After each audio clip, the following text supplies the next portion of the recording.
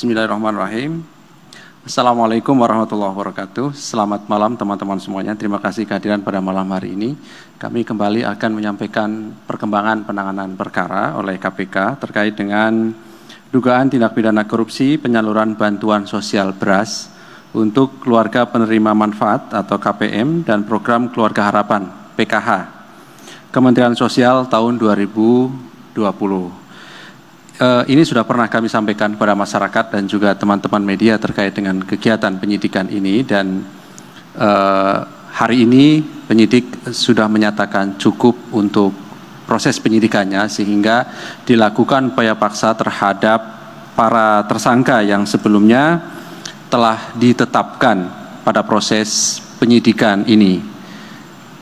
Identitas dari para tersangka nanti akan disampaikan. Hadir sore hari ini pimpinan Pak Alek yang akan menyampaikan poin-poin dari perkembangan perkara tersebut, dari konstruksinya, pasalnya, dan siapa yang ditetapkan sebagai tersangka, dan juga dilakukan penahanan pada malam hari ini. Berikutnya seperti biasa kami beri kesempatan teman-teman untuk bertanya, 3 orang, dan kami persilahkan teman-teman bertanya terkait dengan perkara ini lebih dahulu tentunya ya. Sekalipun kami yakin teman-teman juga memiliki pertanyaan terkait dengan perkara lain, tapi kita fokuskan terkait dengan penanganan perkara yang sedang kami lakukan proses penyidikan dan penahanan terhadap 3 orang pada malam hari ini. Kami silakan Pak Alek untuk membacakan beberapa poin perkembangan perkara dimaksud. Kami silakan. Ya, terima kasih Mas Alif. Yang saya hormati dan saya banggakan dan saya cintai teman-teman dari media massa. Hari ini saya akan menyampaikan informasi terkait penyidikan dugaan tindak pidana korupsi penyaluran bantuan sosial beras untuk keluarga penerima manfaat KPM dan program Keluarga Harapan PKH Kementerian Sosial tahun 2020. Menindaklanjuti laporan atau pengaduan yang disampaikan masyarakat pada KPK, kemudian kami melakukan pengumpulan informasi beserta data sehingga ditemukan adanya peristiwa pidana pada tahap penyelidikan. Berikutnya dilengkapi dengan adanya kecukupan alat bukti, maka pada tahap penyidikan dengan menetapkan dan mengumumkan beberapa pihak sebagai tersangka sebagai berikut. Yang pertama MKW, ini Direktur Utama PT BGR Persero periode 2018 sampai dengan 2021. Yang kedua BS, Direktur Komersial PT BGR periode 2018 sampai dengan 2021. Yang ketiga AC, ini Vice President Operasional PT BGR periode 2018-2021. Yang keempat IW, Direktur Utama PT MEP sekaligus tim penasihat PT PTP. Yang kelima RR, tim penasihat PT PTP. Dan yang keenam ini RC, General Manager PT PTP sekaligus Direktur PT EGP. Sesuai dengan kebutuhan proses penyidikan, tim penyidik menahan tersangka IW, tersangka RR, dan tersangka RC untuk masing-masing selama 20 hari pertama, terhitung mulai hari ini tanggal 23 Agustus 2023 sampai dengan tanggal 11 September 2023 di rutan KPK. Adapun konstruksi perkara diduga telah terjadi peristiwa pidana sebagai berikut. Sebagai salah satu BUMN yang bergerak dan berkecimpung di bidang jasa logistik, PT BGR Persero memiliki 20 kantor cabang yang tersebar di seluruh Indonesia. Pada periode 2018 sampai dengan 2021, MKW menjabat sebagai Direktur Utama PT BGR Persero, BS menjabat selaku Direktur Komersial PT BGR Persero, dan AC menjabat selaku Vice President Operasional PT BGR Persero. Pada sekitar bulan Agustus tahun 2020, Kementerian Sosial mengirimkan surat pada PT BGR mengundang untuk dilakukan audiensi dalam rangka penyusunan rencana anggaran kegiatan penyaluran bantuan sosial beras atau BSB di Kemensos. Dalam audiensi tersebut, PT BGR Persero diwakili BS kemudian mempresentasikan terkait kesiapan perusahaannya untuk mendistribusikan bantuan sosial beras pada 19 provinsi di Indonesia. Sebagai langkah persiapan, BS memerintahkan AC untuk mencari rekanan yang akan dijadikan sebagai konsultan pendamping. Mendengar adanya informasi kebutuhan rekanan tersebut, kemudian IW dan RR memasukkan penawaran harga menggunakan PT DIB Persero dan disetujui oleh BS yang berlanjut pada kesepakatan harga dan lingkup pekerjaan pendampingan distribusi beras, bantuan sosial beras. Kemudian Kemensos menunjuk PT BGR sebagai distributor bantuan sosial beras dan berlanjut dengan penandatanganan surat perjanjian pelaksanaan pekerjaan penyaluran bantuan sosial beras untuk keluarga penerima manfaat program Keluarga Harapan dalam rangka penanganan dampak COVID-19 dengan nilai kontrak sebesar 326 miliar rupiah. Dari pihak PT BGR, penandatanganan perjanjian diwakili oleh MKW. Agar realisasi distribusi BSB beras bantuan sosial beras dapat segera dilakukan, AC atas sepengetahuan MKW dan BS secara sepihak menunjuk PT PTP milik RC tanpa didahului dengan proses seleksi untuk menggantikan PT DIB Persero yang belum memiliki dokumen legalitas jelas terkait pendirian perusahaannya. Pengaturan atau penggantian PT DIB ke PT PTP ini diketahui oleh MKW, BS, AC, IW, RR, dan RC. Selain itu, IW dan RR juga ditunjuk menjadi penasihat PT PTP agar dapat meyakinkan PT BGR mengenai kemampuan dari PT PTP. Dalam penyusunan kontrak, konsultan pendamping antara PT BGR dengan PT PTP tidak dilakukan kajian dan perhitungan yang jelas dan sepenuhnya ditentukan secara sepihak oleh MKW, ditambah dengan tanggal kontrak juga disepakati untuk dibuat mundur atau backdate. Atas ide IW, RR, dan RC, PT PTP membuat satu konsorsium sebagai formalitas dan tidak pernah sama sekali melakukan kegiatan distribusi bantuan sosial beras. Pada periode September sampai dengan Desember tahun 2020, RR menagih pembayaran uang muka dan uang termin jasa pekerjaan konsultan ke PT BGR dan telah dibayarkan sejumlah sekitar 151 miliar yang dikirimkan ke rekening bank atas nama PT PTP. Terdapat rekayasa beberapa dokumen lelang dari PT PTP dengan kembali mencantumkan backdate. Pada periode Oktober 2020 sampai dengan Januari tahun 2021, terdapat penarikan uang sebesar 125 miliar dari rekening PT PTP yang penggunaannya tidak terkait sama sekali dengan distribusi bantuan sosial beras. Tindakan para tersangka bertentangan dengan ketentuan sebagai berikut. Pasal 4 ayat 1 huruf B, C, F, dan G junto pasal 6 huruf C dan F Peraturan Menteri BUMN tentang pedoman umum pelaksanaan pengadaan barang dan jasa BUMN. Kemudian pasal 19 ayat 1 Peraturan Menteri BUMN tentang penerapan tata kelola perusahaan yang baik pada BUMN. Akibat perbuatan para tersangka mengakibatkan kerugian keuangan negara sejumlah sekitar 127,5 miliar. Secara pribadi yang dinikmati IW, RR, dan RC sejumlah sekitar 18,8 miliar. Dan hal ini akan didalami lebih lanjut oleh tim penyidik.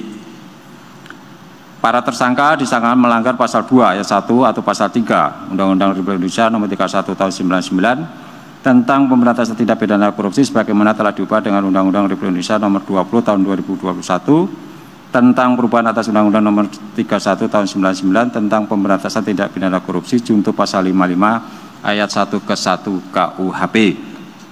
Demikian yang bisa saya sampaikan. Terima kasih.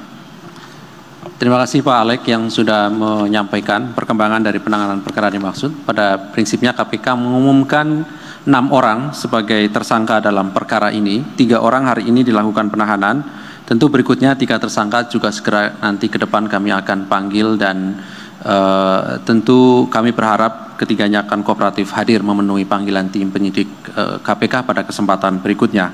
Ketiga tersangka IW, RR, dan RC malam ini ditahan sampai nanti 11 September 2023 di Rutan Cabang KPK. Baik, silakan 3 orang penanya. 1, 2, 3. Oke, dari sini dulu ya, dari kanan saya dulu. Silakan, Mas Chandra. Iya, mau nanya, ini kan kasusnya udah lama ya. Apakah KPK mengundus adanya pembelian barang dari para tersangka yang mengarah ke pencucian uang? Karena kan nggak mungkin duitnya cuma disimpan doang gitu kan. Terus yang kedua, ex-Dirut Transjakarta kenapa belum ditahan? Apakah nggak khawatir dia menghilangkan barang bukti? Lalu dia ada rencana nggak dipanggil dalam waktu dekat? Yang ketiga, apakah kasus ini, apakah terlibatan mantan Mensos Juliari Batubara terhenti dalam kasus ini? Karena kan ini sama. Kenapa keterlibatan Mensos Juliari Batubara tidak disertakan dalam kasus ini? Kasus lain sekalian ya Mas. Mau minta tanggapan soal ketum mati. Oh ya. Oke, setelahnya ya. Ini soal KPK yang digugat pra-peradilan di PN Jaksel terkait keterlibatan Menpora Dito di kasus BTS 4G Kejagung. Dalam gugatan isu disebut bahwa diduga Menpora menyuap sejumlah pihak agar tidak ditetapkan sebagai tersangka. Nah, apakah KPK sudah bertanya ke Kejagung terkait dugaan itu? Karena kan KPK punya fungsi koordinasi dan supervisi. Terus yang kedua, kasus lain mau nanya soal Lukas NMB yang katanya punya pesawat jet yang dibeli terkait dengan kasus TPPU. Nah, apakah pesawat itu akan disita dalam waktu dekat dan apakah mau dibawa ke tempat yang KPK di Jakarta Timur? Terus yang terakhir, soal korupsi di Kemenaker yang baru, apakah benar sistem proteksi yang jadi ladang korupsi di Kemenaker itu untuk melindungi TKI di Arab Saudi dan Malaysia? Itu ya.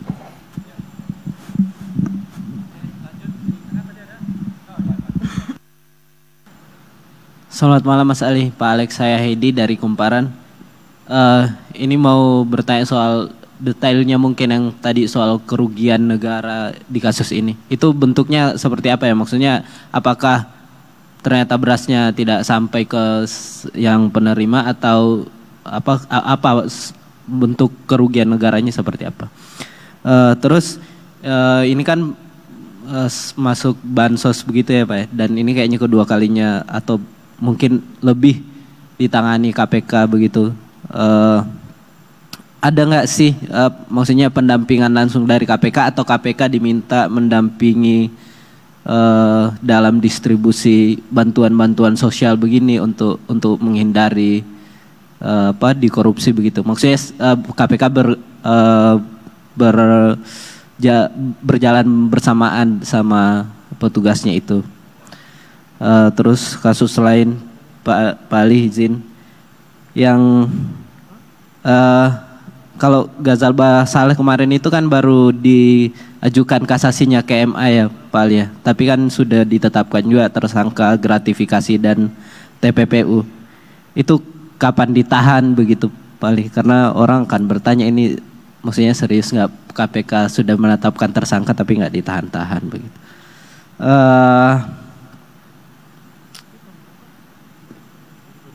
Ini soal kemarin yang putusan MK itu Pak Ali, mungkin sekalian Pak Alex.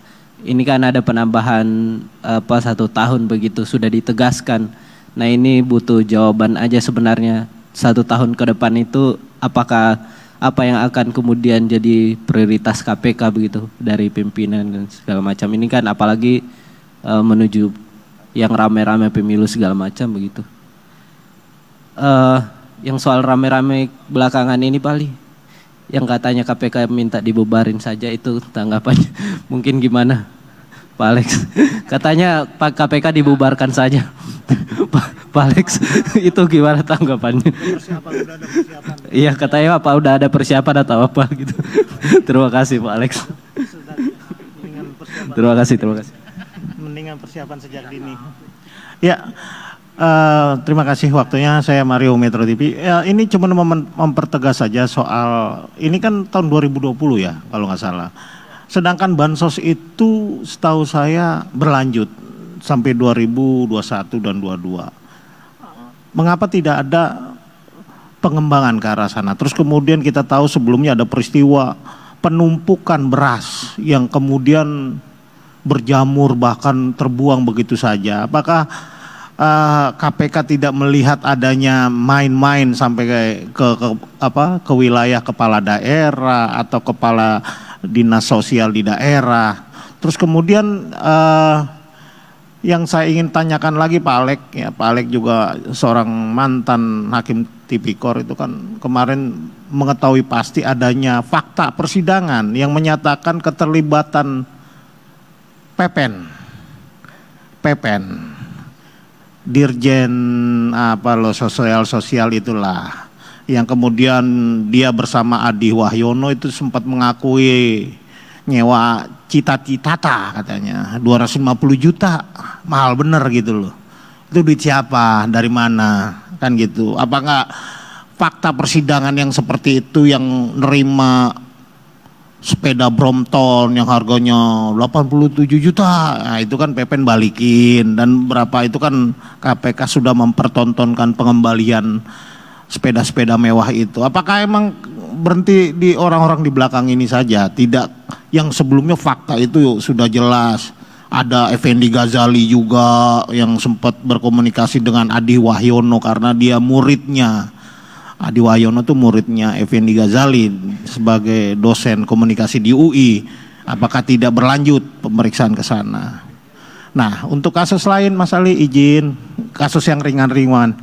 Hari ini diperiksa Iswan Ibrahim. Iswan Ibrahim ini salah satu pemilik atau CEO Iragas. Ini terkait apa? Ini orang yang dulu pernah dalam fakta persidangan Eni Saragih memberikan uang untuk kepentingan pilkada suami dari Eni Saragih. Bisa disampaikan sedikit cluenya Mas Ali mungkin yang agak lebih update ketimbang Pak Alek. Alek bilangnya pasti belum sampai ke pimpinan yang begitu ya. Oke, jadi mungkin Mas Ali agak lebih bisa menyampaikan clue. Terus kemudian pemeriksaan terkait pengadaan 2 kapal tanker angkut di TNI AL. Hari ini diperiksa beberapa petinggi keuangan dari PT DKB, salah satunya Kawijan yang mengaku menyerahkan semua berkaitan catatan-catatan keuangan sebesar 319 miliar. Apakah itu sudah dikonfirmasi ke KPK bahwa itu sudah firm dan sesuai prosedur, atau ada markup atau bahkan ada yang ditilep-tilep? Saya tadi mewawancarai Pak Kawijan yang menyampaikan bahwa selain penyitaan juga akan dikonfirmasi ke beberapa tersangka dalam kasus 2 kapal tanker angkut itu. Paling itu aja dulu Mas Ali, terima kasih. Baik, cukup ya teman-teman. Saya kira cukup mewakili yang lain. Terima kasih atas respon dari teman-teman semuanya. Kami silakan Pak Alek untuk menanggapi. Nanti kalau belum terjawab ya nanti Mas Ali yang melengkapi. Nah, kalau dalam perkara ini sebetulnya kan lebih ke distribusinya, distribusi beras ya. Karena kita ketahui PT BGR ini adalah BUMN yang bergerak di bidang logistik. Artinya apa? Bukan terkait dengan pengadaan berasnya sendiri, tetapi bagaimana beras yang dibeli oleh Kemensos itu kemudian disalurkan atau didistribusikan ke 19 provinsi. Jadi biaya 350 miliar tadi itu menyangkut biaya distribusi, kan seperti itu, biaya untuk menyalurkan beras tersebut sampai kepada yang berhak, yaitu keluarga penerima manfaat dan program keluarga harapan. Ya. Nah, kemudian kalau terkait dengan kerugian negara, tentu kami juga melihat bahwa dari nilai kontrak yang sebesar 350 miliar tadi, ternyata tidak seluruhnya ya digunakan untuk biaya penyaluran. Ya, apalagi kemudian PT PGR itu menggandeng perusahaan lain yang bertindak seolah-olah sebagai perusahaan pendamping atau konsultan, tetapi perusahaan tersebut sama sekali tidak memberikan nilai tambah atau tidak melaksanakan kegiatan-kegiatan yang kami duga ya seharusnya tidak berhak atas pembayaran uang sejumlah berapa tadi 151 miliar yang sudah dikirimkan ke PT PTP selaku perusahaan pendamping atau konsultan tadi ya. Dia tidak melakukan apapun, tetapi kemudian dari PT PGR itu dibayarkan sejumlah 151 miliar. Nah, itu yang kemudian ya tinggal mengurangkan ya dari jumlah kontrak antara Kemensos dan PT PGR, kemudian PT PGR berkontrak dengan PT PTP ya. Kemudian kita ketahui ternyata PT PTP tidak melakukan kegiatan apapun ya dalam proses distribusi beras ini ya. Sama mungkin kalau boleh saya samakan itu kalau BUMN karya itu dengan menggunakan subkon fiktif ya, seolah-olah ada pekerjaan yang disubkon ya, tetapi ternyata nggak ada pekerjaan yang dikerjakan oleh perusahaan subkontraktor itu ya, kan seperti itu, lebih kurangnya seperti itu. Dan ya kami menduga ini penggunaan perusahaan-perusahaan konsultan atau perusahaan-perusahaan pendamping ini menjadi salah satu modus ya untuk mengeluarkan uang ya, untuk mengeluarkan uang yang seharusnya memang tidak perlu dikeluarkan uang itu karena tidak ada prestasi sama sekali ya. Dan beberapa perkara yang ditangani KPK itu menyangkut pekerjaan-pekerjaan fiktif seperti itu, seperti perkara menyangkut salah satu perusahaan BUMN yang bergerak di bidang asuransi itu menggunakan jasa keagenan ya fiktif ya, jadi seolah-olah klien itu diperoleh lewat agen, ternyata tidak ya, tidak perlu keagenan, tetapi perusahaan kemudian membayar agen seolah-olah mendapatkan klien dari agen itu, padahal perusahaan agen itu sama sekali tidak melakukan apapun. Nah, ini lebih kurang seperti ini dalam perkara ini juga seperti itu. Jadi ada perusahaan yang seolah-olah menjadi perusahaan pendamping, kemudian konsultan, ya ternyata tidak memberikan nilai tambah, tidak melakukan suatu kegiatan yang mendukung proses distribusi bantuan sosial beras tersebut. Itu lebih kurang bangunan atau modus dalam perkara ini. Bagaimana dengan keterlibatan Mensos sebelumnya? Nah, dalam perkara ini nggak ada, ya tidak ada, ya tidak ada keterlibatan sejauh ini, ya dari hasil penyidikan belum ada bukti menyangkut keterlibatan dari Mensos, ya sebelumnya ya, Mensos sebelumnya, ya. Kemudian apalagi ini gugatan terkait praper Menpora Dito yang diajukan itu ya, kami tidak berandai-andai ya, tentu ketika kami melakukan penanganan suatu perkara didasarkan atas bukti ya. Kemudian terkait LE apakah punya pesawat dan lain sebagainya ya pasti nanti akan ditelusuri kan itu ya. Kalau memang uang yang kemudian dikorupsi itu digunakan untuk membeli pesawat ya tentu pasti akan kami sita ya di dalam proses TPPU-nya kan seperti itu. Kemudian apalagi nih pendampingan KPK menyangkut apa tadi? ini terkait distribusi. Nah, sebetulnya kalau pendampingan pada era COVID itu sudah kami lakukan ya, terkait dengan pengadaan bantuan sosial ya.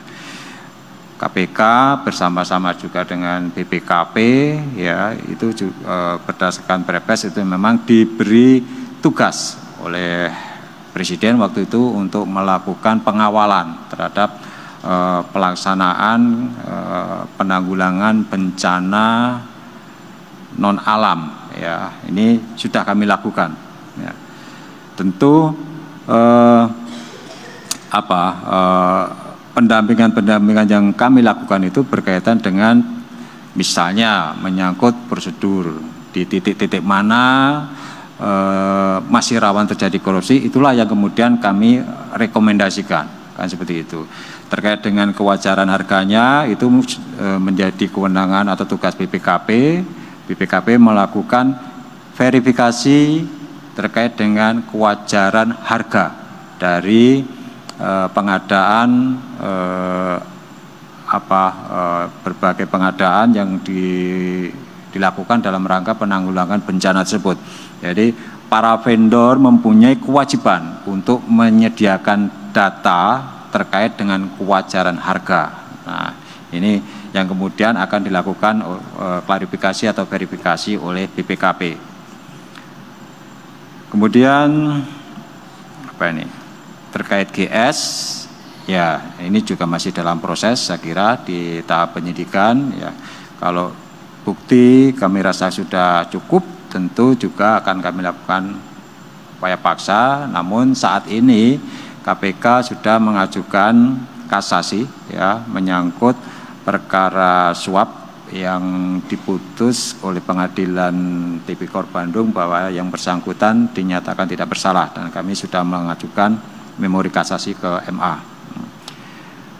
Kemudian terkait penambahan jabatan 1 tahun, ya apa yang harus dilakukan, apa prioritas? Tentu kalau kita cermati tahun 2024 ini menjadi tahun politik, di sana ada pilihan pemilu presiden, legislatif, dan seluruh kepala daerah, gubernur, bupati, wali kota, dan seluruh anggota DPRD. Tentu prioritas kita akan kita arahkan ke sana, bagaimana penyelenggaraan pemilu ya itu bisa berjalan dengan ya jujur dan adil ya. Bagaimana para pihak yang terlibat di dalam proses demokrasi tersebut itu juga bisa mengikuti atau menyelenggarakan pemilu secara berintegritas. Jadi tidak saja dari pihak penyelenggara, tetapi kita juga mendorong para calon, ya, calon presiden, calon kepala daerah, calon anggota DPR atau DPRD, ya agar mereka tidak menggunakan sarana uang ya untuk menarik atau untuk meminta masyarakat agar memilih yang bersangkutan dengan cara memberikan sejumlah uang. Nah, ini sebetulnya kampanye program pemilu bersih berintegritas itu kan sudah mulai kami lakukan saat ini. Kalau teman-teman lihat di gedung ACS itu ada banner yang menutupi hampir separuh gedung, saya kira ya, Hajar Serangan Fajar. Itu tujuannya ya kita ingin mengajak masyarakat kita itu jangan sampai salah pilih ya pimpinan maupun wakil kita ke depan, karena dampaknya itu akan ditanggung masyarakat sendiri untuk 5 tahun ke depan. Nah, kita berharap mendapatkan pimpinan dan wakil rakyat yang betul-betul memperhatikan kebutuhan kesejahteraan masyarakat ya. Bukan kesejahteraan itu diwakili oleh para wakil rakyat kan gitu. Tetapi kita berharap ya masyarakat yang sejahtera, bukan kesejahteraan itu diwakili oleh sekelompok orang ya. Nah, ini program saya kira program prioritas KPK untuk tahun 2024 ya. Bagaimana kita bisa mengawal pemilu yang ya yang cerdas dan berintegritas. Kita ingin mendorong masyarakat itu untuk menggunakan hak pilihnya secara cerdas dan juga berintegritas dengan menolak setiap iming-iming atau setiap upaya untuk mempengaruhi pilihan mereka secara tidak bebas, ya. Kemudian apalagi nih? Pembubaran KPK, ya. Sebetulnya pernyataan Bu Mega kan sudah diklarifikasi oleh Pak Sekjen, ya. Barangkali Bu Mega itu prihatin, ya, prihatin. Sudah 20 tahun KPK berdiri, kenapa korupsi masih terus terjadi, ya. Bahkan kalau dilihat dari indeks persepsi korupsi malah turun, ya. Ini kalau menyangkut keprihatinan, loh saya di sini 8 tahun, prihatin juga saya, kan gitu kan. Dan ya saya sekali lagi teman-teman, tentu kita tidak bisa hanya mengandalkan KPK. Sekali lagi tidak bisa dan sangat tidak mungkin upaya pemberantasan korupsi itu hanya diserahkan ke KPK. Jelas di dalam Undang-Undang KPK, KPK itu melaksanakan tugas tupoksinya itu dengan melibatkan seluruh elemen bangsa. Nah, ini tentu kita berharap, ya, dukungan dari seluruh lembaga, ya, seluruh aparat penegak hukum, ya.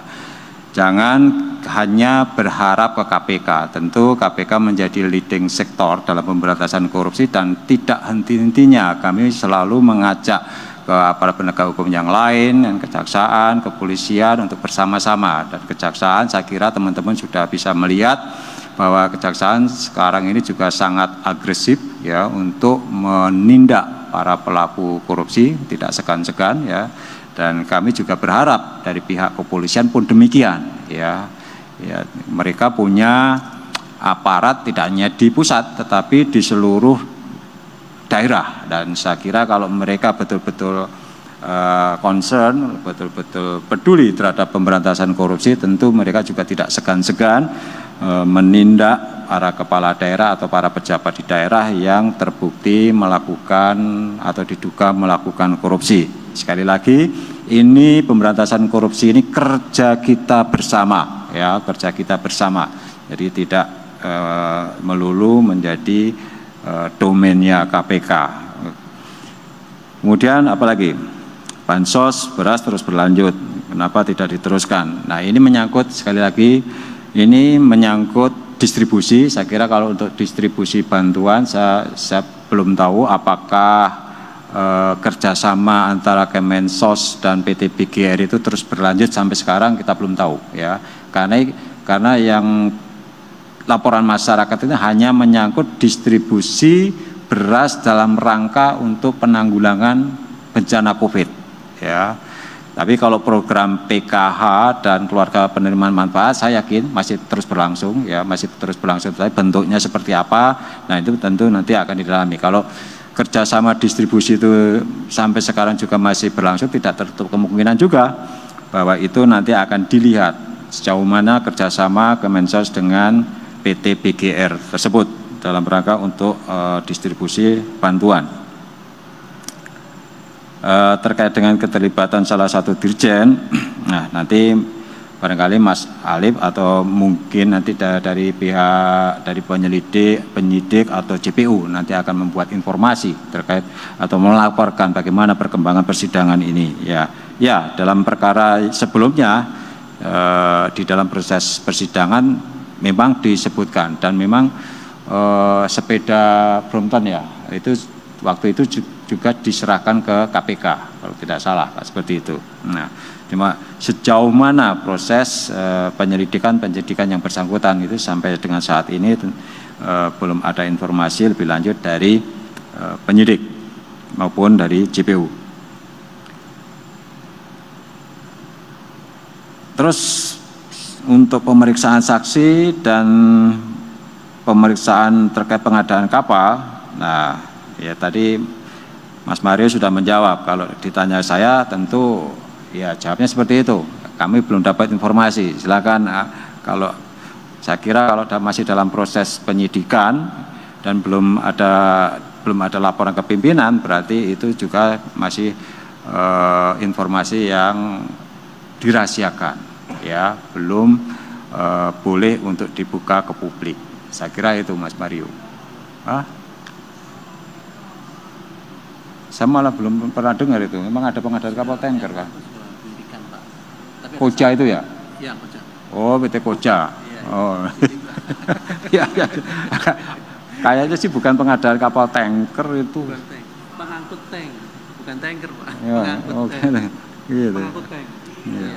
Nah, ya kita tunggu saja. Sejauh ini betul itu sudah kita naikkan, cuma perkembangan penyidikannya itu yang sampai sekarang belum diinformasikan. Tetapi pada saatnya nanti pasti ketika penyidik sudah merasa cukup bukti dan untuk melakukan upaya paksa, pasti nanti akan kita umumkan. Ya. Saya kira itu Mas Mario ya. Ya, saya cukup ya. Iya, izin menambahkan Pak. Jadi Mas Mario, kalau kemudian ada pihak yang diperiksa gitu ya, datang atau dimintai keterangan oleh KPK dan setiap hari kan kami informasikan ya, saksi-saksi yang kami publikasikan sesuai dengan tugas dari kehumasan KPK. Tentu sering kami sampaikan ketika proses penyidikan, penuntutan maupun persidangan, pasti kami publikasikan terbatas terkait dengan informasi-informasi sejauh yang tidak mengganggu proses penyidikan. Tetapi ketika ada nama pihak yang kemudian hadir di KPK dan tidak di daftar yang kami sampaikan, tentu itu ada kegiatan proses penyelidikan yang tidak bisa kami sampaikan ya, terkait dengan materinya, siapa yang diundang dan kemudian terkait apa gitu. Karena pada saatnya nanti seperti yang sampaikan tadi Pak Alek, pasti kami juga akan publikasikan sebagai keterbukaan informasi KPK, tetapi tentu pada waktu yang tepat nantinya. Begitu ya Mas Mario, saya kira cukup. Baik, saya kira cukup teman-teman semuanya, terima kasih sekali lagi kehadiran pada malam hari ini. Terima kasih Pak Alek, kami akhiri. Assalamualaikum warahmatullahi wabarakatuh.